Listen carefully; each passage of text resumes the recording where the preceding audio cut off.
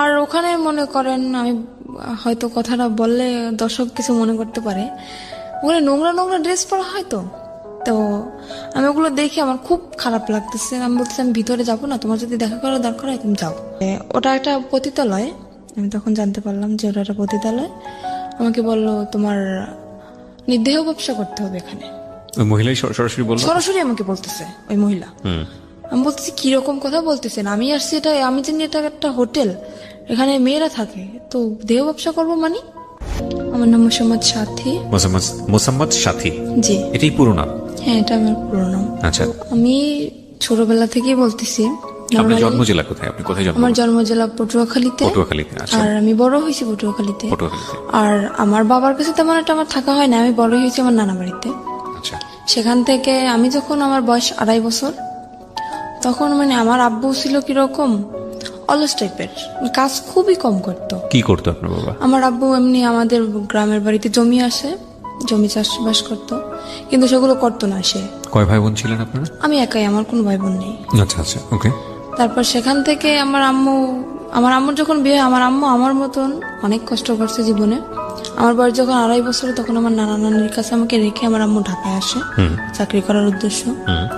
আর এতটুকু বড় আমি হয়েছি আমার মায়ের সাপোর্টে। তারপরে আমার নানা বাড়ি থেকে বড় হওয়ার পরে ওখানে লেখাপড়া করতেছি। তখন যখন আমি ক্লাস 5-এ পরীক্ষা দিছি, তখন আমার আম্মু দেশে চলে আসে।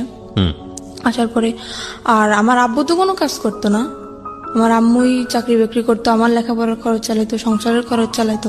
তো এভাবে আর কতদিন, এটা মহিলা মানুষ কতদিন পারে এটা সংসার সামলানোর দায়িত্ব? তো সে সারা জীবনের জন্য নিতে পারে না। তো সেখান থেকে আমার আম্মুর একটা অসুখ হইলো, সেটা হচ্ছে আপনার লিভারের টিউমার হলো।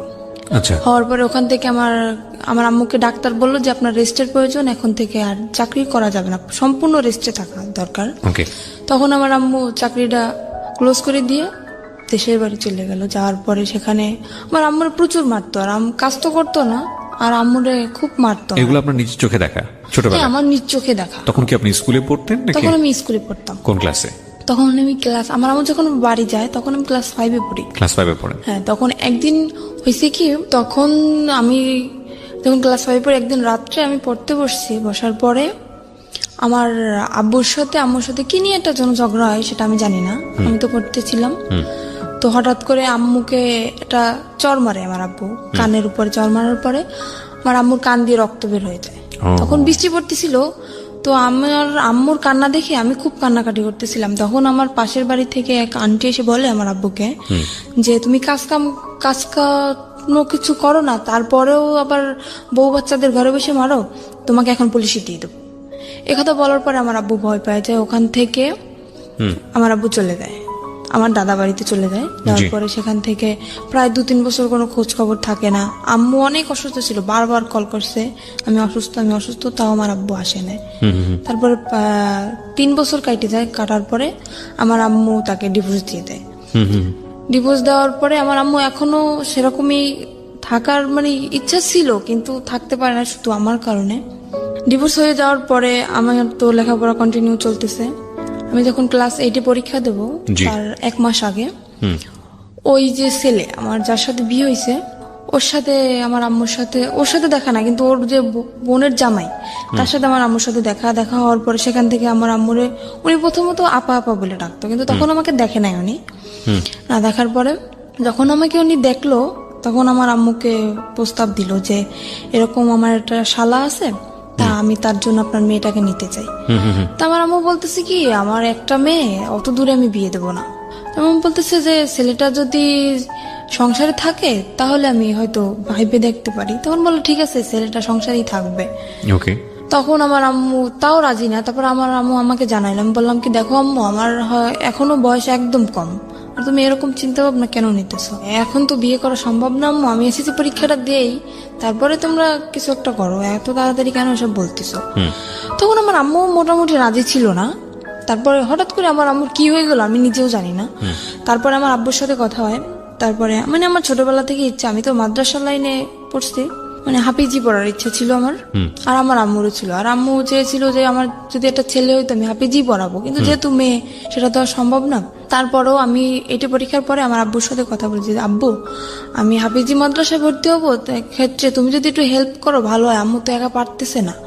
তারপরে বলতেছি কি, আমার মেয়েকে যদি আমার পড়ানোর দরকার হয়, আমার মেয়ে আমার কাছে আসবে, আমি দূরে বসে আমার মেয়ের পড়ার খরচ আমি দেবো না। এটা আপনার বাবা বলেছে? হ্যাঁ, এটা আমার বাবা বলে। তারপর আমি আম্মুকে বললাম, দেখো আম্মু তোমার কষ্ট হবে আমি জানি, তারপরও তোমার সন্তানের সুখের জন্য তোমার এটা মাইনে নেওয়া লাগবে, আমি তোমার কাছে থাকতে পারবো না, আমি আব্বুর কাছে চলে যাব। মানে একদম যে ছেড়ে যাবো তা না, মানে লেখাপড়ার উদ্দেশ্যে আমি আব্বুর কাছে যাব। তখন আর বাবা কি আমার- তখন বিয়ে শাদী করেছে? না, আমার আব্বু এখনো বিয়ে শাদী করে নাই। আচ্ছা, তখন বিয়ে শাদী করেন। আচ্ছা, ওকে, তারপর? তারপর সেখান থেকে আমি আমার আব্বুর কাছে চলে যাই। যাওয়ার পরে আমার দাদি আর আমার ফুপু, তখন আমি আমার দাদির কাছে যাওয়ার পরে আমার দাদি আমাকে স্কুলে ভর্তি করে দেয়। সেখানে আমি এটি পরীক্ষার পরের কথা বলতেছি আমি। তো আমার রেজাল্ট বের হয়েছে, তারপরে উনি একদিন হঠাৎ করে আমার আম্মুর নাম্বার কল করছে, যে আমার ননদের জামাই, উনি কল করছে। তারপরে শুনছে যে আমার রেজাল্ট বের হয়েছে, উনি আমার রেজাল্ট শুনলো, শোনার পরে খুব খুশি হয়েছে। তারপর আমরা আম্মুকে জিজ্ঞেস করতেছে, আপনার মেয়ে কি কোরআন শরীফ পড়তে পারে? তো বলতো হ্যাঁ পারে। তখন তো সে আরো খুশি, মানে সে খারাপ কোনো উদ্দেশ্য এটা চায় নাই, সে চাইছে যে ছেলেটা যেহেতু খারাপ, এমন একটা মেয়ের জীবনে আসুক যাতে ও ভালো হয়ে যায়, সেরকম একটা ধার্মিক মেয়ে চেয়েছিল। তখন আপনি বাবার কাছে? হ্যাঁ, তখন আমি বাবার কাছে। কথা হচ্ছে আপনার মায়ের সঙ্গে? হ্যাঁ, কথা হচ্ছে আমার মায়ের সঙ্গে। তখন আমার আম্মু একদিন হঠাৎ করে আমাকে বললো কি, ও আরেকটা কথা, এখানে আমার যে নানার যে ভাই, ছোট ভাই, উনি মারা যায় তখন। আচ্ছা। শুক্রবার দিন উনি মারা যায়, আর তখন আমার স্কুলও বন্ধ। আমি মাদ্রাসা থেকে যাই স্কুলের লাইনে ভর্তি হই, যেহেতু মাদ্রাসায় পড়া হবে না, স্কুলে ভর্তি হই। সেদিন আমার স্কুল অফ। তো আমার আম্মুকে কল দিয়ে বলতেছি কি, এরকম এরকম যে তোমার নানা তো মারা গেছে, তা তোমার আসা লাগবে। আমি আসলাম, আসার পরে ওই ছেলেটাও তখন সেখানে, উনি ওর ভাইয়ের কাছে আসছে, সেখানে ওর ছেলেটাও আমাকে দেখে। দেখার পরে ওদের মোটামুটি পছন্দ হয় কিনা আমি জানি না, আমার মার সাথে কন্টিনিউ ওদের কথা হয় প্রত্যেক দিন, আমি তো সেটা জানি না।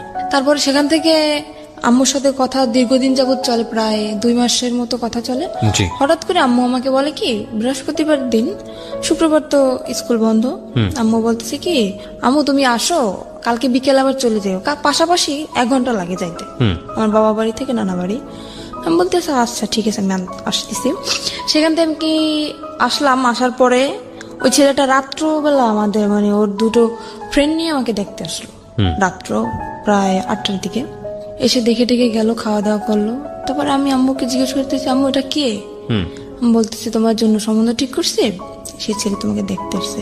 আমি তো পুরো রিয়াকশন নিছি, কি অবস্থা, তোমাকে আমি বললাম না যে আমি বিয়ে করবো না, তো দাঁড়াতে, তারপর তুমি বিয়ে ঠিক করছো? আমার কি বিয়ের বয়স হয়েছে? তখনও ক্লাস 8 আপনি? হ্যাঁ, তখন আমি না, তখন তো ক্লাস 9-এ ভর্তি হয়েছি। ভর্তি হচ্ছেন? হ্যাঁ, সবে মাত্র ক্লাস শুরু। আমরা যেটা জানি যে জানুয়ারি মাস থেকে প্রায় মার্চ মাস পর্যন্ত সেরকম একটা ক্লাস কিন্তু হয় না। তারপরে সেজন্য আমি ছুটি কাটাতে আসছিলাম। তা আম্মুকে আমি বলার বলে আম্মু বলতেছে কি, আচ্ছা ঠিক আছে, তুমি যদি রাজি না হও তোমাকে আমি জোর করবো না। ঠিক আছে, আমি চলে গেলাম আব্বুর কাছে, আবার লেখাপড়া শুরু করলাম। তারপরে হঠাৎ করে আমার নানি বলতেছে কি যে, আমি তো অসুস্থ, আমার মনের একটা আশা তুই পূর্ণ করবি। আমি বলতেছি বলো। যেহেতু সে আমাকে মানুষ করছে, তার কোনো কথা তো আমি ফেলতে পারি না। বলতেছি রে বলো। তো বলতেছে যে, আমি যদি মারা যাই, আমার শখ যে তোকে আমি ছোটবেলা থেকে মানুষ করছি, আমার শখ যে তোর বিয়ে দেখে আমি যাবো, যদি মারাও যাই তোর বিয়েটা দেখে তারপরে আমি মারা যাবো। আমি বলতেছি কি, রানী দেখো, আমার যে বড় বোন, আমার যে আমি এখন যে বোনের কাছে থাকি, ওর এখনো বিয়ে হয় নাই। তারপরে আমার যে বড় ভাইরা, ওরাও এখনো বিয়ে করে নাই। আমার ফ্যামিলির ভিতর থেকে বলতেছি কারোর বিয়ে না, তুমি হঠাৎ করে আমার বিয়েটা কেন তোমার দেখতে ইচ্ছে হলো? তো বলতেছে আমি বুড়ো মানুষ, আমি এটা বলতেছি আমার মনের ইচ্ছাটা তুই পূরণ করবি না? আমি তো একদমই রাজি না, কারণ আমার ইচ্ছে ভাবনা ছিল অন্যরকম, যে আমি আমার আম্মু যত কষ্ট করেই হোক, যদি আমার এসএসসি পরীক্ষাটা দেওয়া হয়ে যায়, তারপরে আমি যে কোনো একটা ছোটখাটো জব করব, নিজের পড়ার খরচ যাতে নিজে চালাইতে পারি, সেরকম একটা ইচ্ছা ছিল আমার। তো সেখান থেকে নানি তো আমাকে খুব জোরাজোরি করতেছে। এবার আমি বললাম কি, আমার পক্ষে বিয়ে করা সম্ভব না। আমি রাগ করে চলে যাচ্ছি আমার বাবার বাড়ি। সেখান থেকে আমার রাস্তা থেকে আমার জোর করে নিয়ে আসা হয়, তারপরের দিন আমার বিয়ে। আমি জানি না সেখান থেকে। এখানে আপনার বাবার কোনো ভূমিকা ছিল না? না, এখানে আমার বাবার কোনো ভূমিকা ছিল না, আর আমার বাবাকে জানানোও হয়নি। জোর করে নিয়ে আসার পরে তারপরের দিনে আমার ফোনে ছেলেটার সাথে কথা হয়। আমি ছেলেটাকে অনেকভাবে বুঝালাম, আমি বললাম দেখেন, আমি একটা খারাপ মেয়ে, আমার একটা ছেলের সাথে, মানে যাতে ও রাজি না হয়, সম্পর্কটা যাতে ভেঙে যায়, ছেলেটার সাথে আমি সরাসরি ফোনে কথা বলি। তো তারপরেও বলতেছে, তুমি যাই হও না কেন, আমি তোমাকে মেনে নেবো। বলতেছে আমার একটা ছেলের সাথে সম্পর্ক আছে। তো বলতেছে ছেলের সাথে সম্পর্ক আছে, দেখো আজকালকার ছেলেরাও আশা দেয় ঠিকই কিন্তু বিয়ে করে না, তুমি আমারকে নিয়ে তুমি অসুখী হবো না, তুমি এই চান্সটা মিস করো না। তারপরে জোর করে হোক যাই করে হোক, মারামারি হোক, আমাকে মারছে পর্যন্ত, আমার খালু আমাকে মারছে, আমার আম্মু আমাকে মারছে বিয়েটার জন্য, জোর করে বিয়ে দেওয়া হয়। তারপরে ছেলেটা তার পরের দিন আসে, একা আসে বিয়ে করতে, ফ্যামিলি থেকে কেউই আসে না, কারণ ওর ফ্যামিলি থেকে তো ও জানে যে ও কিরকম, সেজন্য ওর ফ্যামিলি থেকে কেউই আসে না, ও একাই বিয়ে করতে আসে। আমি আম্মুকে তখন বললাম, আমি জানি না হঠাৎ করে আমার আম্মুর কি হয়ে গেল, যে আম্মু মানে আমার ইচ্ছার বিরুদ্ধে কখনোই কথা বলে না, সেই আম্মু আজকে আমার মারলো ওই ছেলেটার জন্য। তারপরে আমি বিয়েটা হওয়ার পরে বিয়ের 15 দিন হয়ে যায়, আমি তো মোটে মানে ওর কাছেই যাচ্ছি না, ওকে চোখে দেখতে পারতেছি না, ওর সাথে কথায় কথায় আমি ঝগড়া বাঁধাই দিচ্ছি। আমি তো রাজি না, যেহেতু আমার ওকে পছন্দ না, এমনি দেখতে সুন্দর ছিল ও। তারপরে সেখান থেকে বিয়ে হওয়ার পরে প্রায় মাসখানিক হয়ে যায়, তারপরে চিন্তা ভাবনা করলাম যাক যা হওয়ার হয়ে গেছে। আর ও আমাকে বলছিল তুমি যেহেতু লেখাপড়া করতে চাও, তোমাকে আমি বিয়ে পরে লেখাপড়া তো একজন ছেলের সঙ্গে বিয়েটা হলো কিভাবে বাসায়? একজন ছেলের সাথে দিয়ে দিল আমার ফ্যামিলি। মানে কাজী এসেছিল? হ্যাঁ, কাজী ওখানে আমাদের সে কোর্টে বিয়ে হয় নাই, বিয়েটা হয়েছিল আপনার মসজিদে বসে। আচ্ছা, কোর্টে বিয়ে হয় না, আমার যেহেতু গ্রাম অঞ্চল। হ্যাঁ। মসজিদে কে কে ছিল আপনার বিয়ের সময়? আমার বিয়ের সময় আমার নানা ছিল, তারপরে আমার একটা খালু ছিল, আর কে কি ছিল আমি জানি না, এই দুজন ছিল সেটা আমি জানি। তার মানে আপনার কাবিন টাবিন কিচ্ছু করা হয়নি? না, কাবিন হয়েছে আমার। ও ছেলের পক্ষে সাক্ষী কে ছিল? ছেলের পক্ষে সাক্ষী কেউ ছিল না, এমনি হয়তো মানে আমার নানার দিক থেকে হয়তো কেউ ছিল। প্রথম কথা হচ্ছে আপনার বয়সই তো হয়নি তখন। আমার তো বয়সই হয়নি, 14 তখন তো বছর কোর্টে বয়স। যাওয়া সম্ভব না। রাইট, 14-15 বছর বয়স আপনার, তখন তো কোর্টে যাওয়া সম্ভব না। কিন্তু আমার ওখান থেকে ওই ছেলেটা একটা চালাকি করছিল কি, কাবিন আপনার বয়স বাড়িয়ে দিয়েছিল? হ্যাঁ, আমার বয়স বাড়িয়ে দিয়েছিল কি, আমার একটা ফলস একটা জন্ম নিবন্ধনের কার্ড তৈরি করে, সেটা আমার আম্মুর সাথে একসাথেই মিশে আমাদের পোস্ট অফিস থেকেই করা হয়। সেখানে মানে আমি যখন পড়ালেখা করতেছি তখন হয়তো এক ফাঁকে এসে আমার আম্মুর সাথে করে গেছে, সেটা আমি জানি না। তো সেটা এখন আমার কাছে আছে, সেটা এখন আমার বর্তমান বয়স 21 বছর দেওয়া। আচ্ছা, ওকে। তারপর সেখান থেকে তো বয়স বাড়ানো হয়, কাবিনও করা হয়। কাবিন করার পর তারপরে 1 মাস পরে চিন্তা করলাম যাক যা হওয়ার হয়ে গেছে, খামাখা ও ছেলেটা তো আর কোনো অপরাধ করে না, যেহেতু বিয়ে হয়ে গেছে আমি মেনে নিলাম। নেওয়ার পরে আমি বিয়ের 1 মাস পরে ওকে বললাম কি, দেখো আমার ইচ্ছা না যে আমি বাবার বাড়ি থাকবো, তোমার যদি মনে করো শুধু থাকার মতো একটা ঘর থাকে আমার তাতেই চলবে, কিন্তু আমি বাবার বাড়ি থাকতে চাই না, তুমি আমাকে তোমার নিজের বাড়ি নিয়ে চলো। ও তো নিজের বাড়ি আমাকে নেবে না, একদমই না, কারণ আমি যদি সম্পূর্ণ সত্যিটা জেনে যাই তখন ওর সমস্যা না, আমাকে নেবে না। তখন আমি আমার শাশুড়ির সাথে কথা বললাম যে আম্মা দেখেন এরকম এরকম, আমার তো এখানে থাকতে ভালো লাগে না, আর লোকজন কি মনে করবে, আমার বিয়ে হয়ে গেছে তারপর আমি বাবার বাড়ি থাকতেছি। তো বলতেছে আচ্ছা ঠিক আছে তুমি আসো। সেখান থেকে আমার আম্মু কি করলো, ওর কাছে টাকা নেই, ও তো কাজ করে না, বিয়ের 1 মাস হয়ে গেছে, 1 মাস যাবত আমাদের বাড়িতে কাজ কাম তো কিছু করে না। আমার আম্মু করতেও বলে না, যেহেতু নতুন জামাই তাকে তো আর কাজ করতে বলা যায় না। আমার আম্মু কি করলো, আমার নানার কাছ থেকে 20,000 টাকা নিয়ে আসলো। আসার পরে আমাকে দিল, দেওয়ার পরে বললো আচ্ছা ঠিক আছে তোরা এটা নিয়ে যা। যেহেতু কিছু দিতে পারি নাই, বিয়ের 1 মাস পরে চলে গেলাম শ্বশুর বাড়ি। যাওয়ার পরে কিসি বাড়ি আমি যাওয়ার পরে আমি তখনই আমার মনে একটু সন্দেহ হয়েছে, আমাকে একদমই বাইরে বেরোতে দিত না। শ্বশুর বাড়িতে গিয়ে আপনি কি পেলেন, মানে শ্বশুর শাশুড়ি কাউকে পেলেন? না, আমার শ্বশুর নেই, আমার শ্বশুর মারা গেছে আজকে 26 বছর। আচ্ছা, তো শাশুড়িকে পেলেন তো নিশ্চয়ই? হ্যাঁ, শাশুড়ি আছে আর আমার একটা ননদ আছে। তারপর ননদটা বিয়ে দেওয়া, তো আমার শাশুড়ি একাই থাকে বাড়িতে। সেখানে যাওয়ার পরে আমাকে একদম বাইরে বেরোতে দিচ্ছে না, আর আমি যে গোসল করব সে গোসলের পানিটা পর্যন্ত আমার ঘরে আইনে দিচ্ছে আমার শাশুড়ি। আমি তো মহা খুশি যে এরকম একটা শাশুড়ি পাইছি আমি, যে আমার গোসলের পানিটা পর্যন্ত আমার ঘরে এনে দিতেছে, আমার বাইরে যাইতে দেয় না। দেখ আমি ভাবছি হয়তো আমি 5 ওয়াক্ত নামাজ পড়ি, হয়তো সেই কারণে আমার শাশুড়ি চায় না যে পরপুরুষ আমাকে দেখো, এর জন্য পানিটা এনে দেয়, কিন্তু তাদের মনের ভিতর তো অন্য কিছু। Something beyond entertainment. Welcome. সেটা আমরা সামনের দিকে যাই। তারপরে সেখান থেকে 3 মাস পার হয়ে যায়, যাওয়ার পর আমার একটা চাচা শ্বশুর ছিল, সে সবার ছোট ছিল, সে আমাকে খুব আদর করতো। মানে নিজের বাবার কাছ থেকে আমি যতটুকু আদর না পাইছি তার কাছ থেকে ততটুকু আদর মনে হয় আমি পাইছি। কিন্তু বিয়ের 6 মাস পরে উনি মারা যায়। আমার সেই চাচা শ্বশুর মারা যাওয়ার পরে সেখান থেকেই আমার সংসারে আগুন লেগে গেল। কারণ আমার ওই চাচারে খুব ভয় পাইতো আমার হাজবেন্ড, যার কারণে মানে কোনো কিছু করতে গেলে ভাবতো, অন্তত 50 বার ভাবতো। তো উনি মারা যাওয়ার পরে, উনি যেদিন মারা গেছে সেদিন রাত্রেও আমি তো জানি না, আমাকে বলতেছে কি দেখো আমার বাড়ির যত দায়িত্ব আমার চাচার উপরে ছিল, যেহেতু সে মারা গেছে এখন কিন্তু সব দায়িত্বটা আমার। তো আমার যদি রাত্রে ফিরতে দাঁড়িয়ে তুমি কখনো আমাকে জিজ্ঞেস করবে না যে তুমি কোথায় গেছিলা। এটা মানে আপনার হাজবেন্ড আপনাকে বলেছিল? আমাকে বলে। আর আমি এতটুকু বিশ্বাস ওকে আমি করতাম, আমি যদি চোখের সামনে দেখতাম যে ওটা কিছু করতেছে, তারপরেও যদি বলতো যে না আমি এটা করি নাই, তাও আমি বিশ্বাস করে নিতাম। আমি এতটা বিশ্বাস ওকে আমি করতাম। সেখান থেকে ও যেদিন ওর চাচা মারা যায়, ওদিন ও সারা রাত্র বাড়ি ফিরলো না। ও তখন জোর আসলে, তা আমি তো জানি না। সকালবেলা বাড়ি ফিরলো, আমি ও যেহেতু আমাকে বলছে সন্ধ্যার দিকে যে তুমি আমাকে জিজ্ঞেস করবে না, আমি জিজ্ঞেসও করিনি। আর আমিও খুব কান্নাকাটি করতেছি যে আমাকে এত ভালোবাসতো, সে হঠাৎ করে মারা গেল। তা আমি আর ওকে জিজ্ঞেস করিনি। পরপর 3-4 দিন এরকম ও বাড়ি আসতেছে না। তারপর আমি ওকে জিজ্ঞেস করলাম কি এমন কাজ তোমার সারা রাত্র? আমার চাচা শ্বশুর তো এরকম সারা রাত্র বাড়ি পাহারা দিত না, তুমি তো রাত্র পর্যন্ত কি করো? আমাকে বললো মেয়ে মানুষের মতো থাকো, তোমার এত শক্তি দরকার আছে? বললাম আচ্ছা ঠিক আছে। সে কাজ করতেছে না কিছু না, সারা রাত্র ওরকম জুয়ো খেলে দিনের বেলা এসে ঘুমাইতেছে। এভাবে কি সংসার চলে? আমি বললাম কি দেখো, এখন হয়তো আমি একা আছি, ভবিষ্যতে আমাদের একটা বেবি আসবে, তখন তার তো ভবিষ্যৎ আছে। তোমার জীবন নিয়ে তুমি না ভাবতে পারো, কিন্তু আমার তো লাইফে অনেক কিছু করার বাকি। তুমি আগে বলছো যে লেখাপড়া করাবা, সেটাও করালে না। তারপরে এখন যতক্ষণ আমাদের একটা বাচ্চা কাচ্চা হবে, তাকেও কি আমি এরকম মূর্খ বানাবো? তাকে কি লেখাপড়া করা লাগবে না? তাকে মানুষ করা লাগবে না? বলতেছে অবশ্যই। সে সেদিন কি করলো, 4টা টাচফোন নিয়ে আসছে। আর ও যদি খেলাধুলো করতো, মানে খুব এক্সপার্ট ছিল খেলাধুলায়, 4টা টাচফোন নিতে আমি জিজ্ঞেস করলাম কি ব্যাপার, তুমি 4টা টাচফোন কোথায় পেয়েছো? তো বলতেছে যে আমার একটা বন্ধু টাকা নেই, আমার কাছে বন্ধক রাখছে। তোমার নিজের কাছে টাকা নেই, তুমি আর একজনের তো বন্ধক রাখছো, আমি বুঝতে পারতেছি না। ও হঠাৎ করে অনেক বাজার নিয়ে আসলো বাসায়। আমি তো অবাক হয়ে গেছি, কি ব্যাপার, কোথায় পেলো এত টাকা? সেখান থেকে আমার মনে একটু সন্দেহ আসলো। তারপরে ওর একটা বন্ধু আছে, ওর কাছে ও ঘুমাই গেছে, ওর ফোন দিয়ে আমি ওর কাছে কল করলাম যে আচ্ছা ও এত রাত্র পর্যন্ত কি করে, আপনি তো সবসময় ওর সাথে থাকেন, সত্যি কথা বলেন তো আমাকে।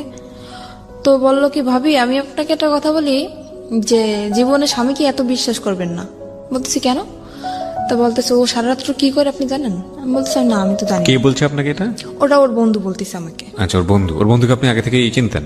হ্যাঁ, ওর বন্ধু অনেকবার আসছেও আমাদের বাড়িতে। ওকে, সো বন্ধুই আপনাকে কথাগুলো বলছে? হ্যাঁ, বন্ধু আমাকে কথাগুলো বলতেছে যে ভাবি আমি যে কথাগুলো আপনাকে বলতেছি এটা ওকে বলবেন না, তাহলে কিন্তু ও আমার সাথে ঝগড়া লাগাই দেবে।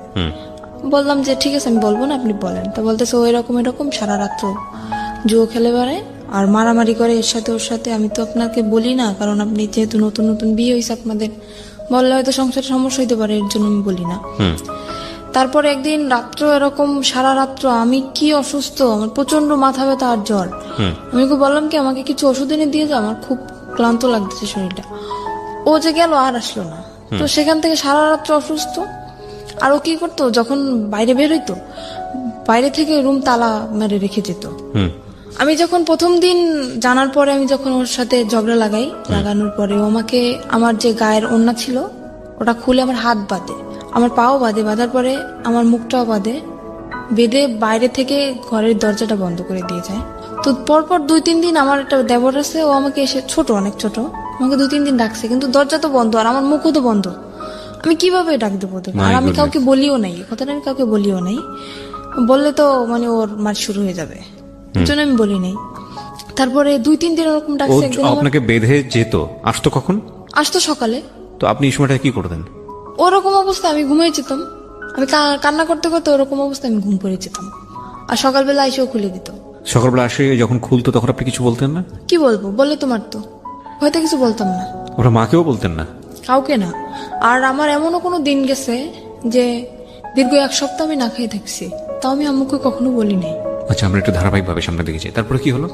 তারপরে সেখান থেকে হাত পা ভাবে বেঁধে রেখে যেত। একবার আমার দেবর জিজ্ঞেস করতেছে যে ভাবি তোমাকে রাত্রে যখন আমি ডাকি, মানে ওরা প্রায় যদি কিছু রান্না করতো আমাকে দিয়ে যেত, তোমাকে ডাকি তুমি সারা দাও না কেন? আমি বলি কি আমি ঘুমিয়ে গেছি। তারপর ও একদিন টের পাইছে আমি কান্নাকাটি করতেছি, সেদিন আমাকে ও করে না, ওরভাবে বেঁধে রেখে যায় না, এমনি মারছিল। মারার পর বাড়ি থেকে তালা মারা ঠিকই ছিল। তারপরে আমার দেবরের কাছে একটা চাবি ছিল, ওর এই চাবিটা আবার আমাদের তালা খুলতো।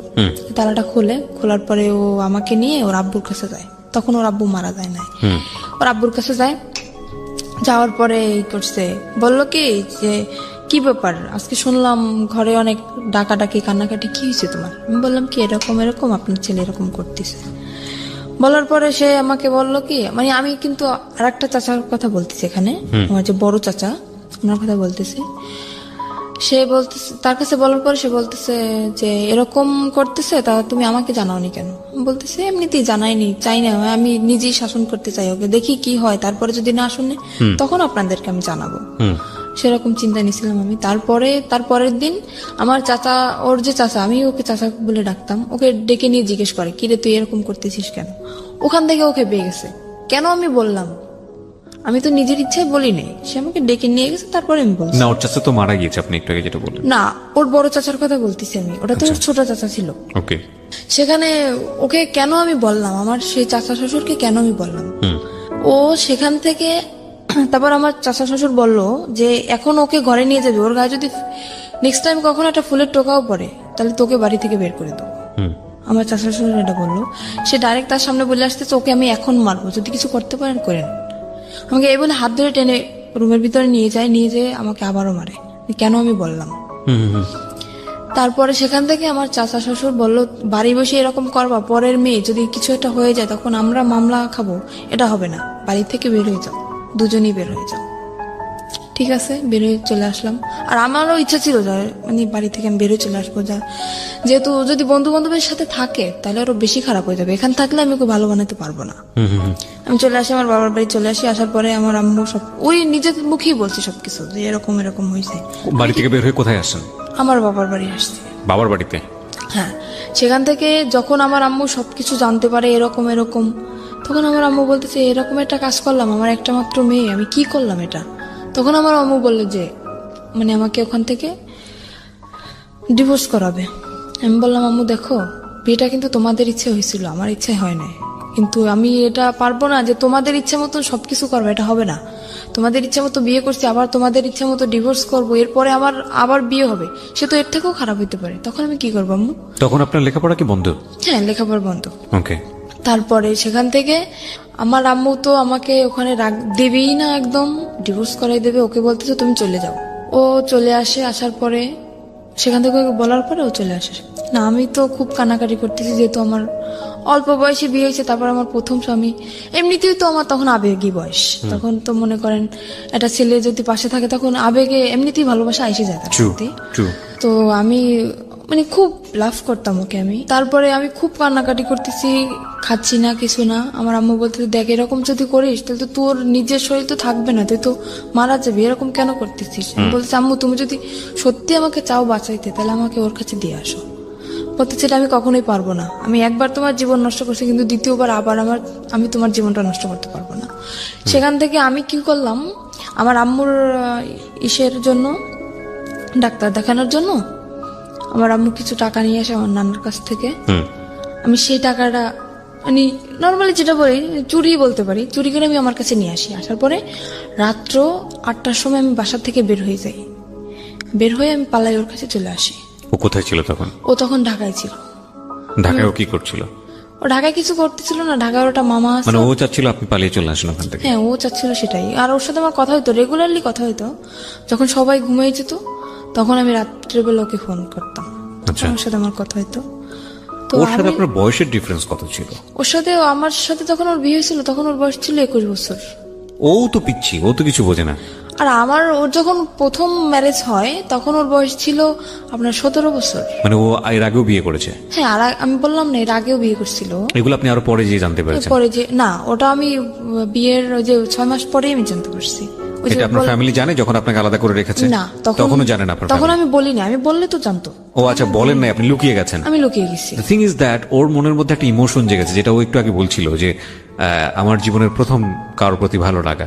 তো সামহাও ও চেয়েছে নিজের জায়গাটা থেকে যে এই ভালো লাগা, যেহেতু ওকে ভালোবেসে ফেলেছি, সুতরাং ওকে যে কোনো ভাবেই হোক নিজের জায়গাটায় আপন করে রাখা, সেভ করা অন্য জায়গাটা থেকে। না, ও কখনোই, ওর মনের ভিতরে কখনোই আমার জন্য ভালোবাসা ছিল না, শুধু সেটা তো ওর আচরণ থেকে বুঝতে পারছি। আমরা ভবিষ্যতে কি হয়েছে সেটা ধারাবাহিকভাবে সামনে তখন দিকে যাই। ও আমার সাথে এরকম চলছে যে আমি বুঝছি যে এরকম একটা ছেলে আমার লাইফে আমি পাবো না, যে এতটা ভালোবাসে আমাকে। আচ্ছা, আমি শুধুমাত্র ওর এইসব যে অপকর্ম, এইসব দিকটা আমি কখনোই ভাবি নাই। আমি ভাবছি শুধু ওর ভালোবাসাটা। আর কিছুই না। আমি ঢাকা চলে আসলাম, আসার পরে ওর একটা মামা আছে ওখানে, উনি একটা চাকরি ঠিক করে আমার জন্য আর ওর জন্য, কিন্তু আমার বয়স অল্প, সেখানে আমাকে চাকরিতে অ্যাকসেপ্ট করে না। ও একটা চাকরি করার পরে আমিও কিছুদিন পরে একটা চাকরি নিই। তারপর ও 1 মাস চাকরি করার পরে ও চাকরি করা বন্ধ করে দিল বাসায়। তারপর আমি তো চাকরি নিলাম। ও যে 1 মাসের বেতনটা পাইছে, পাওয়ার পরে সে টাকাটা নিয়ে ও বাড়ি চলে গেছে, আমাকে ওখানে একা রেখে। কোথায় ছিলেন আপনি তখন ঢাকাতে? আমি তখন ঢাকা নারায়ণগঞ্জে ছিলাম। নারায়ণগঞ্জে ছিলেন? নারায়ণগঞ্জে আপনাকে নিয়ে বাসা ভাড়া নিয়েছিল সে? হ্যাঁ, বাসা ভাড়া নিয়েছিল। আর আমি যেহেতু জীবন গল্প বলতেছি, সবকিছুই বলি, তখন আমি একটা গার্মেন্টসে চাকরি করি। জি। সেখানে গার্মেন্টসে আমি প্রথম মাসের বেতন তখনও পাইনি, আমার চাকরির বয়স কেবল 15 দিন। সেখান থেকে ও তো 1 মাস হয়ে গেছে চাকরির বয়স, আর বাসা ভাড়াও তো দেওয়া হয় নাই, আর টুকিটাকি কিছু ধারও হয়েছে, প্রায় 10,000 টাকার মতো ধার। ও বেতনটা পায়ে বাড়ি চলে গেছে না বলে, ফোনটাও অফ, আর আমার ফোনটাও নিয়ে গেছে। এবার আমি কি করব? সেখানে বেতন পাই নাই, ও বেতন পেয়ে চলে গেছে, বাসা ভাড়া 1 মাসের, টুকিটাকি দেনা, ইচ্ছা ছিল দুজনই বেতন পাবো, বেতন পেয়ে সব দেনা ধারগুলো শোধ করে দেবো। এখন আমার তো আমি কি করব ভাবতে পারতেছি না। তখন আমি আম্মুর কাছে কল করলাম যে আম্মু, তোমার জামাই অনেক অসুস্থ, টাকা নেই, তুমি কিছু টাকা পাঠাও। আম্মুর কাছ থেকে 10,000 টাকা নিলাম, আর না মানে আম্মু নিজেই আসলো ঢাকায়, এসে দেখতেছি যে নেই। তখন আম্মু বললো কি যে তুই এত মিথ্যা কথা কেন বলতেছিস আমার সাথে? আমি কোনোদিন মিথ্যা কথা বলি নাই, সেই মানুষ আমি ওর জন্য অনেক মিথ্যা বলছি আমার ফ্যামিলিতে, অনেক। আম্মু এসে দেখার পরে বলতেছে কি, তুই এরকম একটা মিথ্যা কথা আমার সাথে বলতে পারলি, যে ও করলো এটা তুই বললি আরেকটা। তখন আমার আম্মু ওখান থেকে সবার ধার শোধ করে আমাকে ওখান থেকে নিয়ে আসে। নিয়ে আসার পরে বাড়ি আমাকে আটকায় দেয়, একদম ফুল আটকায় দেয়। আমার পাশে মনে করেন বডিগার্ড হিসেবে প্রত্যেক সময় 3-4 জন লোক আসে, কেউ না কেউ আসে আমার পাশে, আমাকে বডিগার্ড হিসেবে পাহারা দিচ্ছে তারা। তখন আমি কিভাবে যাব? আমার তো কি কষ্ট হচ্ছে সেটা তো আমি বুঝতেছি, যে আমার বুকের ভিতরটা কিরকম ফিল হচ্ছে। তো সেখান থেকে আমাকে আটকানো তো হইলই, প্লাস আমাকে জোর করে ডিভোর্স করানো হবে। কাজী আমার বাসায় চলে আসছে। ওকে। আমি বললাম কি, আপনি কি মামলা খাইতে চান? আমি কাজীকে বললাম, আপনি কি মামলা খাইতে চান? বলতেছে কেন? বলছে আমি ডিভোর্স করবো না, আপনি জোর করে ডিভোর্স করেছেন, আমি কিন্তু আপনার নামে মামলা করে দেবো। তো কাজী ভয় পেয়ে গেছে, কাজী বলতেছে আমি ডিভোর্স করাতে পারবো না। কাজী চলে গেল। যাওয়ার পর সেখান থেকে আমি আবারও পালায় চলে গেলাম। আমি পালালাম কখন? তখন ফজরের আজান দিছে।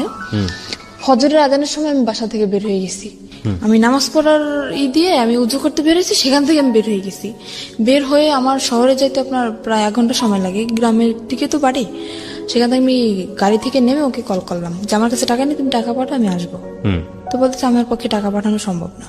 আমি কি করলাম, আমার বিয়ের সময় যে নাকফুল দেওয়া হয়েছিল আমাকে, নাকের ফুল, ওরা আমি বিক্রি করে দিলাম শহরে গিয়ে। বিক্রি করে সেখান থেকে আমার 700 টাকা আসলো। আমি সেই টাকাটা দিয়ে ওর বাড়ি চলে গেলাম। যাওয়ার পরে সে তো আমাকে মাইনে নিচ্ছে না। কেন তুমি আমার মাইনে নেবে না? বিয়ের 1 বছর পরের কথা বলতেছি আমি। সে আমাকে মানবে না। তুই কি অন্যায় করছি আমি, তুমি কেন আমাকে মানবা না? আমি কি অন্য কারোর সাথে রিলেশন করছি বা কারোর সাথে ভেগে গেছি, তারপরে 6 মাস পরে তোমার সাথে আসছি, কেন তুমি আমাকে এরকম করতেছ আমার সাথে? সে বলতেছে ঠিক আছে, একটা শর্তে আমি তোমাকে রাখতে পারি, আমি কোনো কাজ করতে পারবো না, তুমি আমাকে চাকরি করে খাওয়াবা। ঠিক আছে। তো সেখান থেকে আমি যশোরে চলে গেলাম, সেখানে আমার একটা ফুফু শাশুড়ি আছে। যশোরে কি Something beyond entertainment. Welcome. ওকে সাথে নিয়ে গেলেন? হ্যাঁ, ও আমাকে নিয়ে গেছে আমার ফুফু শাশুড়ির কাছে। ওকে। আর ওনার মেয়ের নিজস্ব পার্লারের আছে, বিজনেস আছে। সেখানে আমাকে 3 মাস ট্রেনিং করানোর পরে আমি মোটামুটি কাজ সবকিছুই শিখি। শেখার পরে ওখানে আমার চাকরিও হয়ে যায়। তখন আমার বেতন ছিল 16,000 টাকা। আর আমি বেতনের যত টাকা পাইতাম, বেতন পাওয়ার সাথে মানে ও আমার সাথে থাকতো না, কিন্তু যেদিন আমি বেতন পাইতাম ওদিন চলে আসতো, সব টাকা নিয়ে যেত। হাত খরচের টাকা রেখে সব টাকা নিয়ে যেত। নিয়ে ও বলতো কি যে আমার মানে আমাদের বাড়ি তো এমনি ও বলতেছে যে আমার 2তলা বিল্ডিং করার ইচ্ছা, তো এই টাকাটা নিয়ে আমি ব্যাংকে রাখতেছি। আসলে কোনো কিছুই করতো না, ও টাকাগুলো শুধু ফাও নষ্ট করতো। আর মেয়েদের সাথে মনে করেন আসার পরে ও ফোন অফ করে রাখ, ফোনের উপরে ফোন আসতেই থাকতো মেয়েদের ফোন। তারপরে সেখান থেকে টাকা নিয়ে গেল। 2-3 মাস এরকম চাকরি করার পরে এরকম টাকা নিয়েই যাচ্ছে। আমি বলতেছি কি আমি বাড়ি যাব, তুমি কোথায় টাকা রাখতেছো আমি এটা দেখবো। সে আমাকে বাড়ি নিবে না। তখন একটা মেয়ের সাথে ওর রিলেশন চলতেছে। সেই মেয়েটাই মানে জানতো যে ওর বউ আছে, তারপরে আমার বাড়ি কোথায় সবকিছুই জানতো। তারপরেও মেয়েটা ওর সাথে রিলেশন চলতেছে। আর সে মেয়েটারও আগে বিয়ে হয়েছিল, যেরকম ও ছিল সেরকম সে মেয়েটা ছিল। দুজনই একরকম। ওর সাথে রিলেশন ছিল, তারপরে রিলেশন চলতেছে সেটা আমি জানি না। তারপরে একদিন ওই মেয়েটাকে নিয়ে আমি তো অফিসে, আমার ফুপু শ্বশুরের বাসায়ও আসে। আর আমার যে দুপুরের লাঞ্চ, আমার ওই যে বাসায় যে কাজের বুয়া উনি নিয়ে যেত, আমি বাসায় আসতাম না দুপুরে, উনি নিয়ে যেত। তো দুপুরের সময় ও যখন আসে আমাকে ওই কাজের বুয়া বলে কি যে আমি ওকে খালা বলে ডাকতাম, তো বলতেছে উনি আমাকে একদম মেয়ের মতোই দেখতো। তো বলতেছে আম্মু তোকে একটা কথা বলবো, তুই কাউকে বলবি না আর আমার নামটাও বলবি না। আমি বলতে আচ্ছা ঠিক আছে বলবো না। কি আমি বুঝতে পারিনি যে এই কথাটা বলবে। আমি ভাবছি হয়তো আমার ফুপু শাশুড়ি একটু মানে রাগী মানুষ, তো অনেক সময় মানে গালাগালি করে, আমি ভাবছি সেরকম কিছুটা বলবে। তো বলতেছে আচ্ছা আপনি বলেন, আমি কাউকে বলবো না। তো বলতেছে কি যে জামাই এটা মেয়েকে নিয়ে এরকম এরকম বাসায় আসছে, মেয়েটাকে তুই চিনিস? তো আমি ভাবছি হয়তো আমার ননদ হইতে পারে। আমি বলছি দেখতে কেমন? তো উদাহরণ দেওয়ার পরে আমি দেখছি যে না, আমার ননদ তো এরকম না। তখন আমি বললাম কি আচ্ছা ঠিক আছে আমি বাসায় যেয়ে দেখবো, বাসায় যেহেতু আসছে আমি বাসায় যেয়ে দেখবো। তা বলতেছে নর্মালি যদি তোর ননদ হইতো তাহলে তো এরকম বসার কথা না। সে মেয়েটা ওর পাশে যে বসতেছে, ওর হাতে হাত রাখতেছে, হেসে হেসে কথা বলতেছে, একসাথে সেলফি তুলতেছে। আমি বলতেছি আচ্ছা আমি বাসায় যেয়ে দেখবো, তুমি বাসায় যাও। তারপরে আমি 5টার সময় ছুটি নিয়ে আমি ওখান থেকে যাই। তারপরে বাসায় যেয়ে ওদেরকে আমি পাই না, ওরা ওখান থেকে চলে যায়। চলে যাওয়ার পরে আমি সেদিন তো পাই না, তারপর আমি কান্না করতেছি। তখন আমার মনের ভিতর কিরকম একটা সন্দেহ জাগছে যে হঠাৎ করে আমার সাথে দেখা না করে চলে গেল, কোন মেয়েকে নিয়ে আসলো। আমি খুব কান্নাকাটি করতেছি আর আমার চোখ একদম ফুলে গেছে কান্না করতে করতে। তখন আমার ফুপু শাশুড়ি বুঝতে পারছে যে হয়তো কিছুটা হয়েছে, আমাকে ডাকলো। ডাকার পর উনি আমাকে পারুল বলে ডাকতো, কারণ ওনার একটা মেয়ে ছিল, ওনার মেয়েটা রোড অ্যাক্সিডেন্টে মারা যায়, সেজন্য আমাকে নিজের মেয়েই মনে করতো। তো ওনার মেয়েটার নাম ছিল পারুল, আমাকে পারুল বলে ডাকতো উনি। তো বলছে পারুল তোর কি হয়েছে? আমি বলছি কিছুই হয় নাই। তো বলতেছে কান্নাকাটি কেন করতেছিস? আমি বলতেছি কি আপনি সবকিছুই জানেন তাও নাটক কেন করতেছেন? তো বলতেছে কেন, আমি কি করছি, কিসের নাটক করলাম? আমি বললাম আপনার বাসায় যেটা মেয়েকে নিয়ে আসছিল সে মেয়েটা কে? আমার ফুপু সবকিছু জানে, আর ওই যে জিনিসটা ওটাই আমার ফুপু শাশুড়ির হাত ছিল। তারপরে প্রথম বুঝতে পারিনি, তারপরে মানে নিজের ভিতর থেকে চিন্তা ভাবনা করে দেখলাম যে সে যেহেতু জানবে না তাহলে এরকম একটা কাণ্ড কিভাবে ঘটলো। তার বাসায় মেয়েটাকে নিয়ে আসলো, ওর ইচ্ছা ছিল যে আমাকে প্রথমত দেওয়ার ইচ্ছা ছিল না, ওখানে যেখানে আমাকে বিক্রি করা হয়েছে দেওয়ার ইচ্ছা ছিল না। ওর ইচ্ছা ছিল যে মানে ওই মেয়েটাকে ও দেবে ওখানে। তো ওই মেয়েটা রাজি হয় না। মেয়েটা বললো কি ওকে একটা শর্ত দিল যে আমি যাইতে পারি ওই জায়গায়, তুমি যদি আমাকে বিয়ে করো তাহলে আমি যাবো। তারপরে সেখানে ওই মেয়েটাকে নকল রেজিস্ট্রি করে ও বিয়ে করে। এবার সেখান থেকে ওই মেয়েটাকে নকল রেজিস্ট্রি করে বিয়ে করে। বিয়ে করার পরে আমি যখন জানতে পারি তোর সাথে বিয়ে হয়ে গেছে, তখন আমি ওখান থেকে বাড়ি চলে যাই। বাড়ি চলে যাওয়ার পরে দেখতেছি ওরা দুজনই বাড়ি। জিজ্ঞেস করলাম কি ব্যাপারে, মেয়েটা কে? আমাকে সেখান থেকে বাড়ি একদম ঢুকতেই দিল না, মানে রুমের ভিতরে ঢুকতেই দিল না। মেয়েটা তো রুমের ভিতরে, ও তো জানে যে বউ আছে। বাড়ি মানে আপনার শ্বশুর বাড়ি? হ্যাঁ আমার শ্বশুর বাড়ি। ও তো কোনো অ্যাকশন নিচ্ছে না, কিন্তু আমি তো পুরো একদম মনে করেন একটা মেয়ের কখনোই চাইবে না যে তার স্বামীর লাইফে অন্যটা মেয়ে আসুক। আমি তো অনেক রাগারাগি করতেছি, চিল্লাপাল্লা করতেছি। ও সেখান থেকে আমাকে নিয়ে গেল একটা হোটেলে। তারপরে সে হোটেলটা আমার একটা আত্মীয়র, সেই হোটেলে নিয়ে যেয়ে আমাকে বললো দেখো এরকম এরকম একটা মেয়েকে ওকে আমি বিয়ে করিনি, ওর সাথে আমার নকল রেজিস্ট্রি, ওর সাথে আমার ঘর সংসার করার ইচ্ছা না, ওকে আমি ছেড়ে দেবো। বলি কেন তুমি এরকম করলা? তুমি তো আমার সাথে এরকম করতে পারবা, কেন করলো? মেয়েটা জীবনটা কেন তুমি নষ্ট করলা? তা বলতেছে ওর বাবা মার অনেক টাকা পয়সা আছে, তো মানে আমাকে লোভ দেখাচ্ছে, ও টাকার লোভ দেখাচ্ছে। ওর বাবা মার অনেক টাকা পয়সা আছে, কিছু টাকা পয়সা নিয়ে আমি ওকে ছেড়ে দেবো। আমি বলতেছি এটা কখনোই হবে না। আমি একটা যেরকম আমার মনে যেরকম কষ্ট হয় আমার স্বামীর জীবনে অন্য কেউ আসলে ঠিক ওরও সেরকম কষ্ট, আমি এটা মানবো না। তারপরে সেখানে ওই মেয়ের যে নানি, ওই মেয়েটার নানি কল করছে ফোনে। আমি ফোনটা রিসিভ করি। আমি বললাম কি মেয়ে যে বিয়ে দিছেন জানেন যে ছেলে কি করে? বলতেছে হ্যাঁ জানি। ছেলে কি করে? বলতেছে ছেলে তো রোলার মেশিন চালায়। বলতেছি সম্পূর্ণ ভুল, ও কোনো কাজ করে না। বলতেছে তুমি কি বলতেছো? আমি বলতেছি আমি ওর বউ। বউ মানি?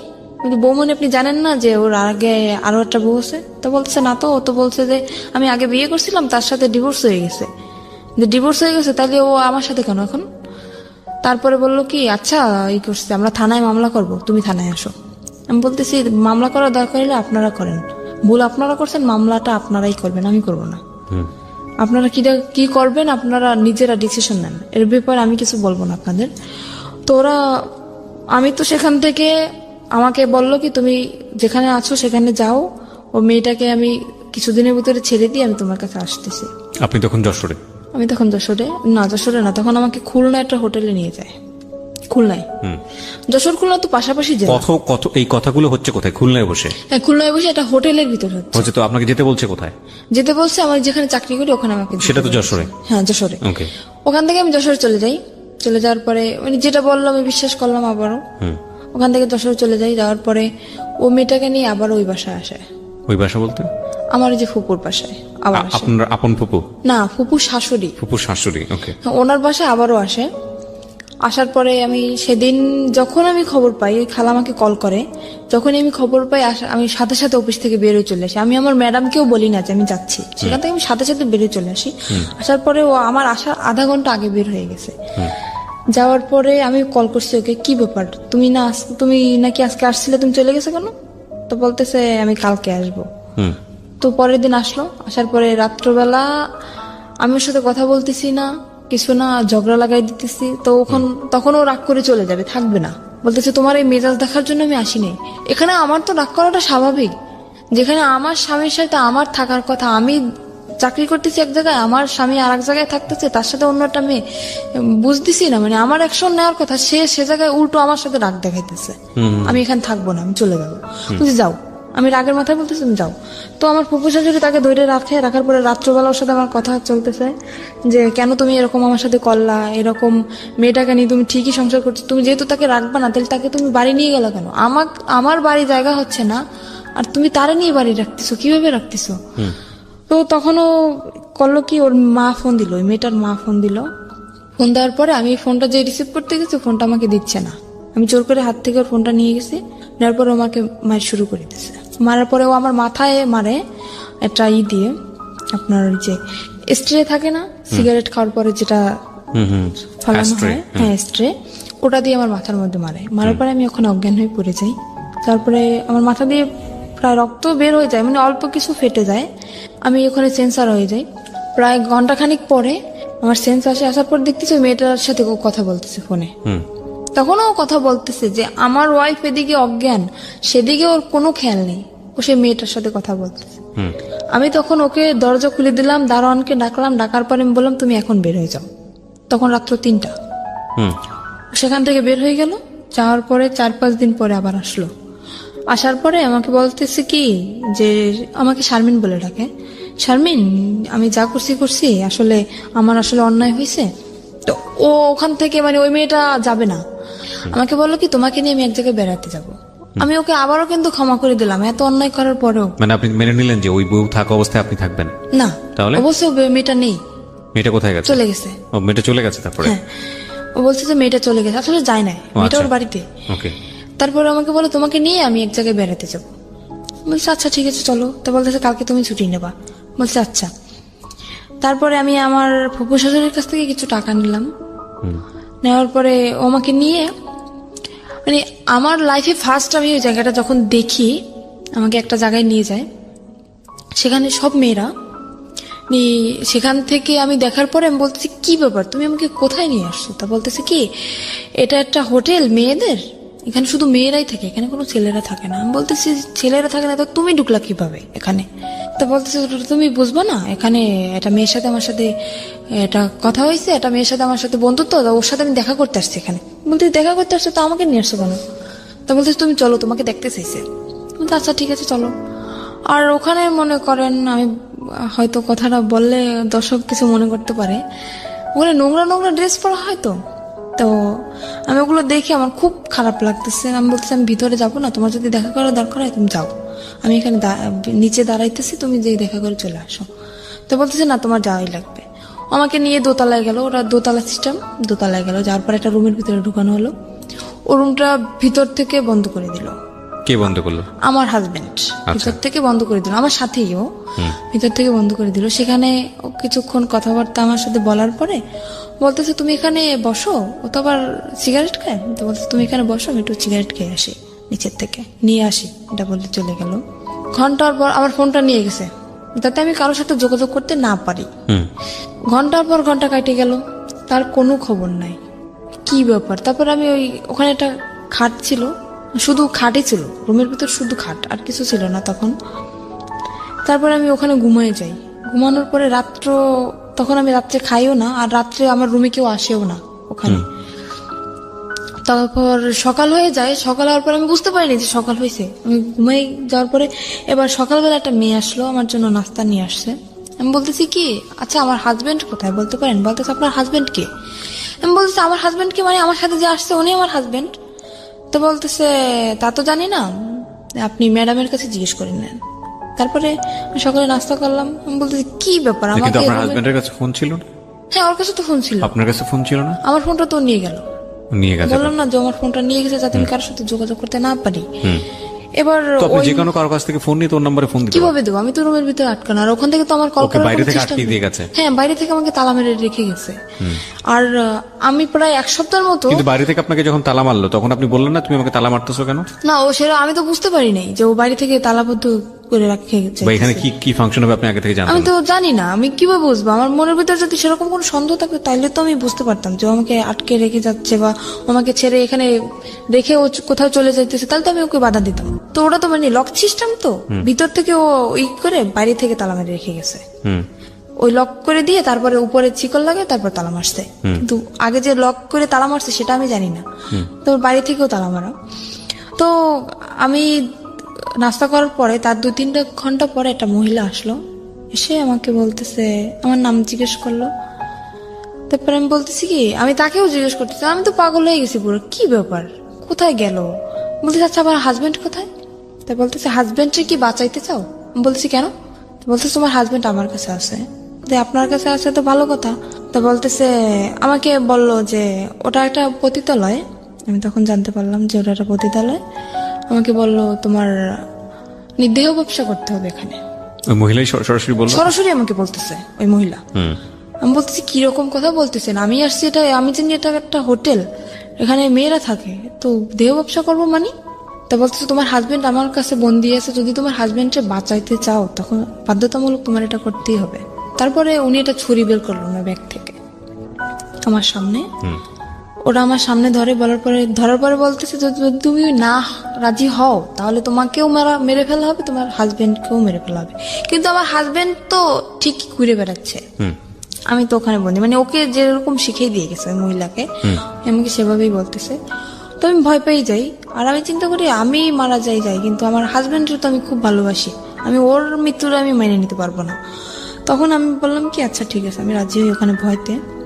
তো ওটা তো আপনার হয় লাইসেন্স প্রাপ্ত, লাইসেন্স না হলে ওটা হয় না।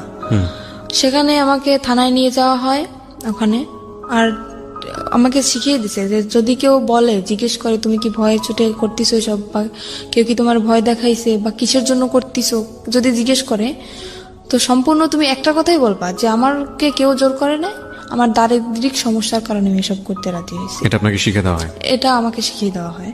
তো আমার মনের ভিতরে তো ভয়, যেহেতু আমি যদি একলা থাকতাম তাইলে হয়তো আমি স্যারের সাথে বলতে পারতাম যে স্যার না আমাকে ভয় দেখানো হচ্ছে, কিন্তু আমার হাজবেন্ড ওনাদের কাছে জিম্মায় আছে, ওনাদের কাছে বন্দি, সে ভয়তে আমি বলতেছি না। তো স্যার আমাকে জিজ্ঞেস করলো যে তোমার বয়স তো একদম কম, তো এই কম বয়সে কেন তুমি এসব করতে চাইছো? আমি বলতেছি আমার সমস্যা আছে ফ্যামিলিগত আমার। মানে থানায় গেছেন আপনি? হ্যাঁ থানায় আমি তখন। ওকে। উনি আমাকে সবকিছু জিজ্ঞেস করলো, তারপর আমাকে একটা পেপারে সাইন করানো হয় যাতে আমি পরে কোনো ঝামেলা না করতে পারি। মানে আমি স্বইচ্ছায় এসব করতেছি, আমাকে একটা পেপারে সাইন করানো হয়, আর ওখানে আমার ছবি টবি সবকিছু তুলে রাখা হয়। ফাইন, এখানে একটা কথা আছে, সেটা হচ্ছে আপনার কাছ থেকে কোনো সার্টিফিকেট চাওয়া হয়েছিল, বয়সের কোনো সার্টিফিকেট? হ্যাঁ বলছিল যে তোমার বয়স কত, আমাকে শিখিয়ে দেওয়া হয়েছিল যে তুমি বলবে তোমার বয়সে বর্তমান বয়স 20 বছর। আমি বলছি 20 বছর বয়স। তো উনি সেরকম একটা সার্টিফিকেট বলছিল, সার্টিফিকেট আছে? আমি বলতেছি যে হ্যাঁ সার্টিফিকেট তো আছে, সেটা তো বাসায়। তো উনি আমাকে কাছে দেখতে চায় না, বলে না যে তোমার সার্টিফিকেট আমাকে দেখাও, সেটা আমাকে বলে না। আমি মুখে বলছি যে আমার বয়স 20 বছর, ওই পর্যন্তই এনাফ। তারপরে সেখান থেকে আমাকে নিয়ে আসা হয়, নিয়ে আসার পরে তার পরের দিন, মানে কথাটা বলতে আমার কিছু একটা সংকোচ বোধ হচ্ছে, আপনি আপনার মতো করে বলেন, কোনো সমস্যা নাই। সেখান থেকে পরের দিন সকালে ঘুম থেকে উঠি, ওঠার পরে ওয়াশরুম তো ভিতরেই, গোসল করি।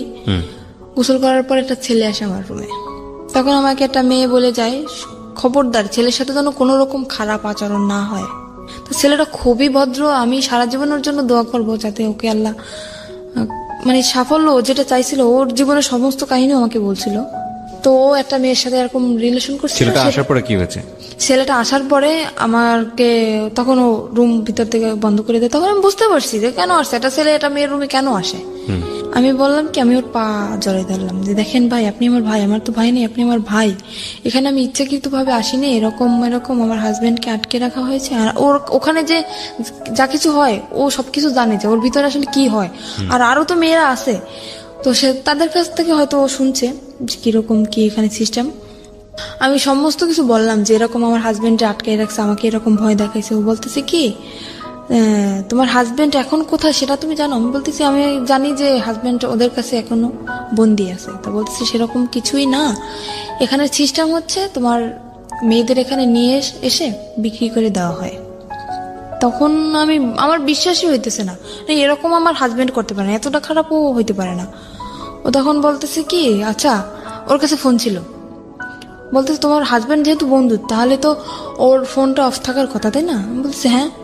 তো বলতেছে তুমি আমার ফোনটা দিয়ে 1 মিনিট ওকে কল করো। তো আমি বললাম আমি কথা বললে তো আমি বুঝতে পারবো না, তো আপনি কথা বলেন। তো ফোনটা দেওয়ার পরে ওই মেয়েটা ধরছে ওর ফোনটা, মানে যাকে সে বিয়ে করেছে। যাকে সে বিয়ে করছে সেই মেয়েটা ধরছে। ধরার পরে বলতেছে কি, আপনি কে? বলতেছে আপনি কে মানে? আমি তো যার ফোন আমি তার ওয়াইফ। তখন আমি বুঝতে পারলাম যে ছেলেটা যা বলছে সম্পূর্ণ সত্যি। তখন আমি বুঝতে পারলাম। তো আমি বললাম কি যে ভাই দেখেন, আমি যদি আপনার বোন হতাম আপনি কি এটা মেনে নিতে পারতেন? তো বলতেছে না, কখনোই না। বলতেছে আপনার দুটো পায়ে ধরে আপনি আমাকে কিছু করেন না। তখন ছেলেটা আমার করুণা দেখেও ছেলেটা নিজেই কেঁদে ফেলছে। ছেলেটা বলল কি, আচ্ছা ঠিক আছে আমি তোমাকে কিছু করতেছি না, কিন্তু এরপর নেক্সট টাইম যে আসবে সে তো তোমাকে ছেড়ে দেবে না, কারণ এখানে টাকার বিনিময়ে সব কাজ করা হয়, টাকা দিয়ে তো কেউ তোমাকে ছেড়ে দেবে না। প্রতিটি অপরাধ এবং ভুল দাঁড়িয়ে থাকে গোপন কিছু ঘটনার উপর। আমরা সেই গোপনকে আনতে চাই সবার সামনে। তো তুমি যদি চেষ্টা করো, আমার মনে হয় তুমি চেষ্টা করলে এখান থেকে বের হতে পারবা, ছেলেটা আমাকে বলে। বলতেছে যে ই করছে, আমি নেক্সট টাইম যদি আমি কখনো আসি তোমার জন্য আমি সাহায্য করার ই করবো। ও বলতেছে যে আমি একটা মামলা করব, যে তোমার ফ্রেন্ড হিসাবে, আমি তোমার ক্লাস ফ্রেন্ড, সেই হিসাবে আমি তোমার জন্য একটা মামলা শিট নিয়ে আসবে, ওখানে আমার সইটা শুধু থাকবে আর সম্পূর্ণ কিছু ওই লিখে নিয়ে আসবে যেটা লেখার। আমি বলতেছি সেটা তো হবে না, কারণ ওখানে আমার সই নেওয়া হয়েছে যাতে আমি কোনো কিছু না করতে পারি। পুলিশ ফাঁড়িতে? হ্যাঁ, পুলিশ ফাঁড়িতে। তো বলতেছে তাহলে কি করবা, দেখো কি করতে পারো। ও তো চলে গেল। এবার আমি দরজাটা আমি নিজেই বন্ধ করে দিলাম। দেওয়ার পরে আমি মানে খুঁজতেছি যে ছুরি বা অন্য কিছু যদি আমি পাই, আমি মানে আত্মহত্যা করার চেষ্টা করতেছি।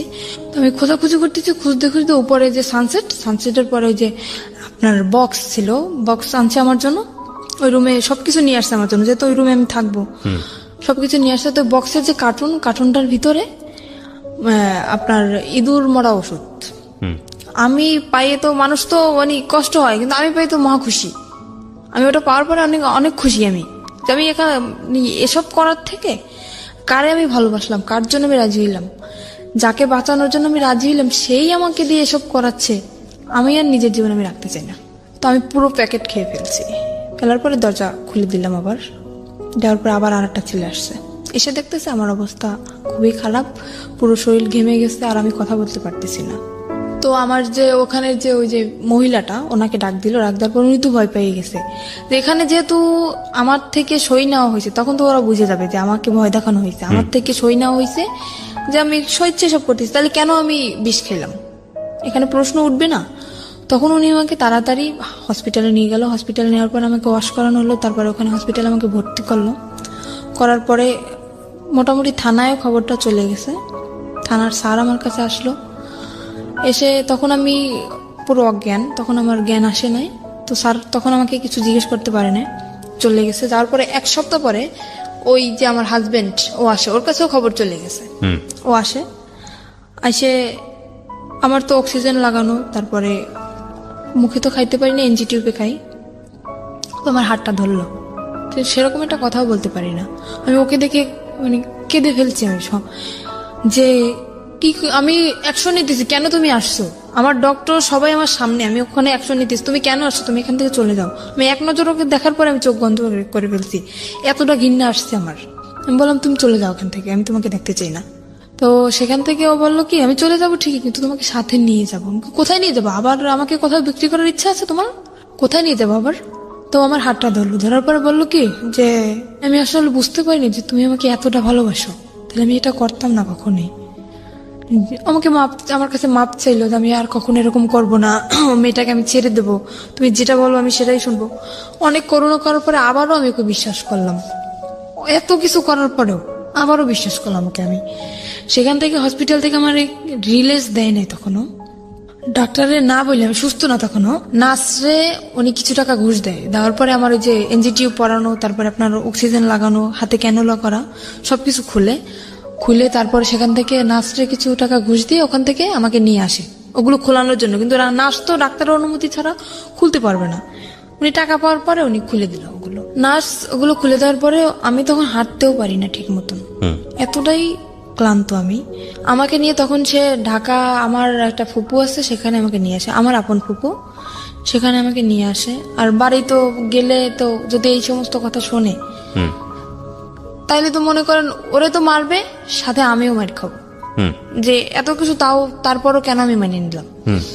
আমি বাড়ি গেলাম না, আমার সে ফুপুর কাছে গেলাম, যার পরে ওখানে আমি 1 মাস পর্যন্ত থাকলাম। থাকার পরে ও বললো কি দেখো আমি তো কাপড় চোপড় কিছুই নিয়ে আসি না, আমার কাপড় চোপড় তো সবকিছু বাড়িতে, তা তুমি এখানে থাকো, মানে আমাদের ওখানে চাকরি বাকরি নেওয়ার কথা, তো আমি সুস্থ হবো তারপরে চাকরি নেব। বললো আমি বাড়ি থেকে আমি কাপড়গুলো নিয়ে আসি আমার, এই বলেও বাড়ি চলে গেল।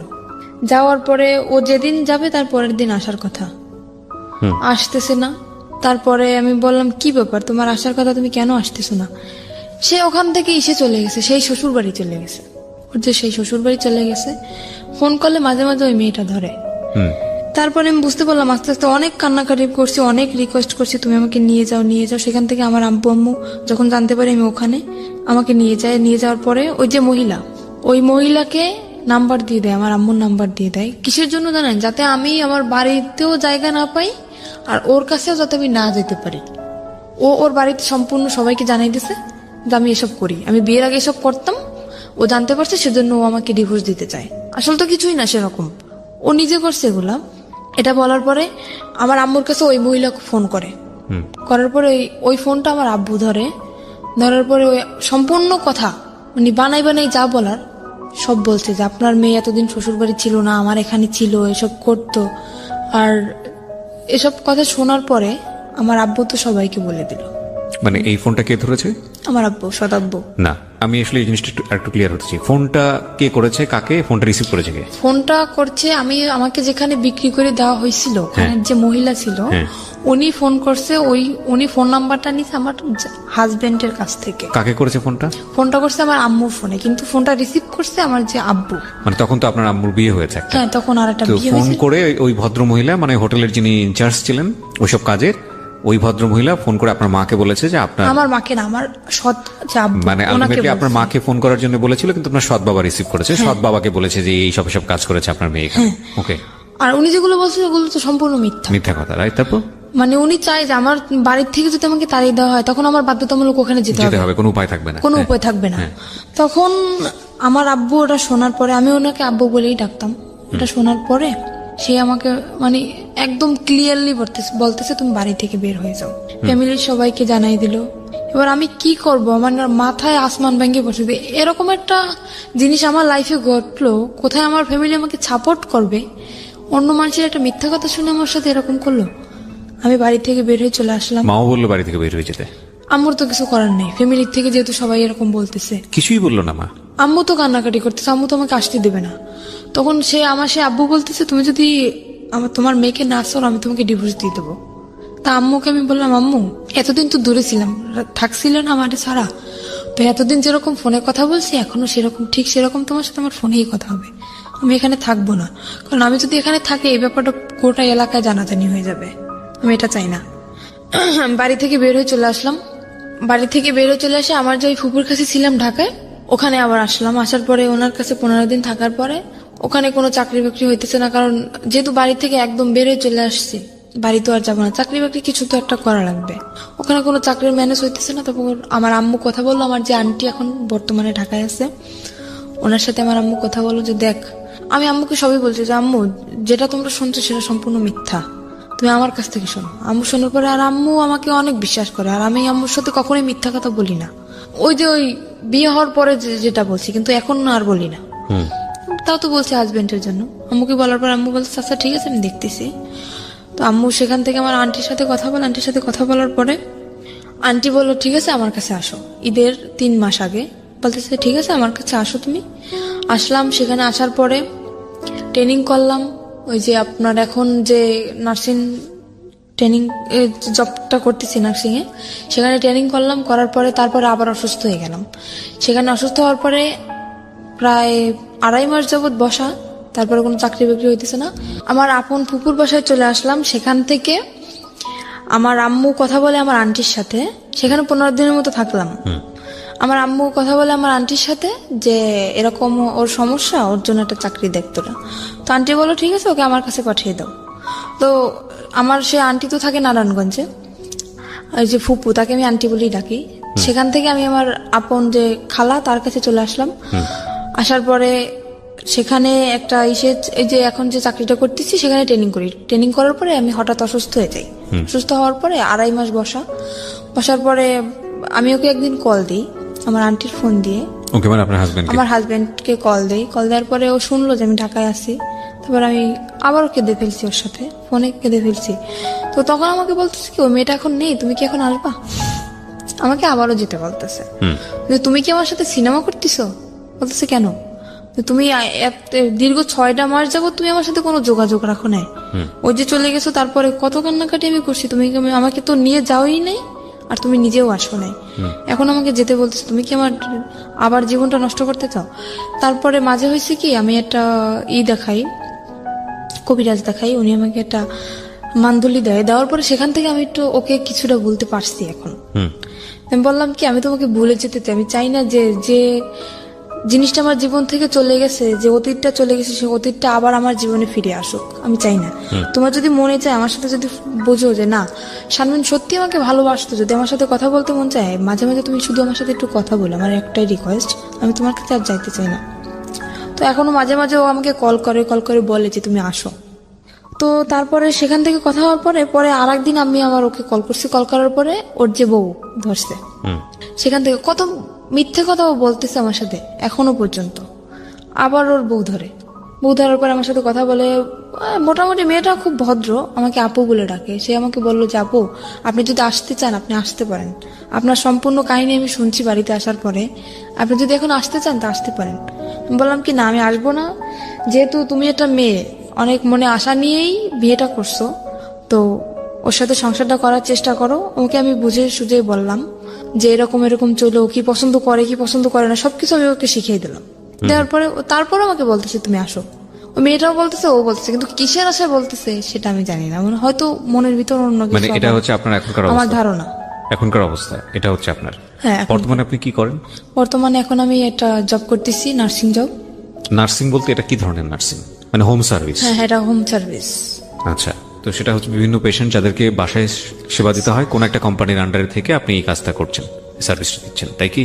হ্যাঁ। ওকে। তো এখন আমি আরেকটা কথা জানাতে চাই যে আমার জীবনে যে ঘটনাটা ঘটছে, এরকম ঘটনা হয়তো কোনো মেয়ের জীবনে ঘটে নাই, আর যদি ঘটেও থাকে তাও খুব কম। না, এর চেয়েও ভয়াবহ ঘটনা ঘটে। আপনি জীবন গল্প শোনেন প্রতিনিয়ত? অবশ্যই শুনি।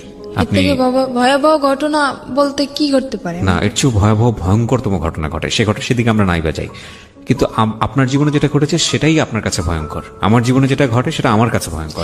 মানুষের ঘটনা মূল্যায়ন না করে আপনি আমাকে এটা বলেন, আপনার জীবনে আপনার হাজবেন্ড যেহেতু প্রথম মানুষ, সুতরাং বাছ বিচার করার কোনো সুযোগই আপনার জীবনে আসেনি। আপনি আরো যখন পরিণত বয়সে যাবেন, আরো যখন বিভিন্ন রকমের এক্সপিরিয়েন্স আপনার হবে, তখন আপনি বুঝতে পারবেন যে এই সময়টা আপনার জন্য কতটা ভুল ছিল, কতটা রিস্কি ছিল, কতটা বোকামি ছিল, যেটা আপনি এই বয়সে বসে সেটা বুঝতে পারবেন না। কিন্তু আমার একটু জানতে ইচ্ছে করছে, শুধু একটু না, খুবই জানতে ইচ্ছে করছে যে আপনি গল্পটা কেন আজকে রেডিওতে লাখ লাখ মানুষের সামনে বললেন।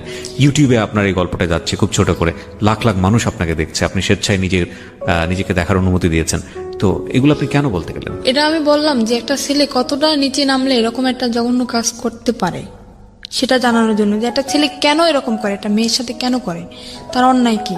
একটা মেয়ে একটা ছেলেকে বিয়ে করে সংসার করার জন্য, শুধু কি এটাই? শুধু এটাই? কিন্তু আমি তো অনেক কিছু দেখতে পাচ্ছি গল্পের মধ্যে, যে একটা মেয়ে কতটা বোকা হলে এতবার ভুল করার পরও একটা ছেলেকে, মানে এটা তো বোকামি না, এটা তো ভালোবাসা। এটা ভালোবাসা না, এটা বোকামি। আমি মনে করি এটা ভালোবাসা। এটা ভয়ঙ্করতম বোকামি। এর মাঝখানেও অনেক কিছু ঘটছে যেটা আমি বলতে চাই না।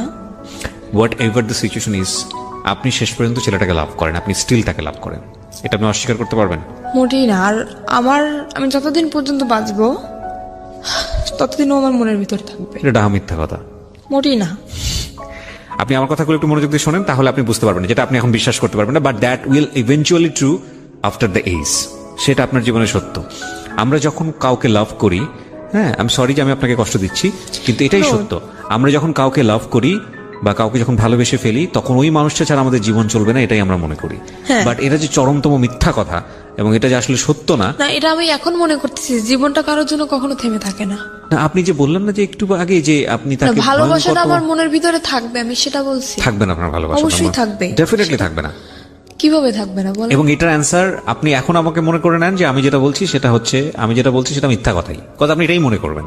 কিন্তু আপনি একটা সময় গিয়ে মনে করবেন যে না, আমি যেটা বলেছিলাম আজকের অনুষ্ঠানের ডকুমেন্টস থাকবে, তো আপনি দেখবেন আপনি যখন পরিণত বয়স, এই ইউটিউবে এটা থেকে যাবে, ইউটিউবে আপনি আরো 5 বছর পর 10 বছর পরে গিয়ে বলবেন যে কিবরিয়া ভাই এই কথাটা বলেছিল অনুষ্ঠানে এবং এটাই সত্য।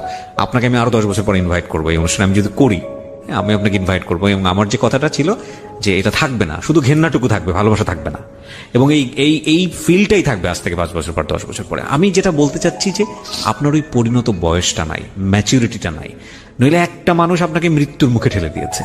একটা মানুষ, নারীর সতীত্ব যেটা, এটা আমাদের সমাজে মনে করা হয় একটা নারীর সতীত্ব না থাকলে আর কিছুই নাই। আমাদের সমাজ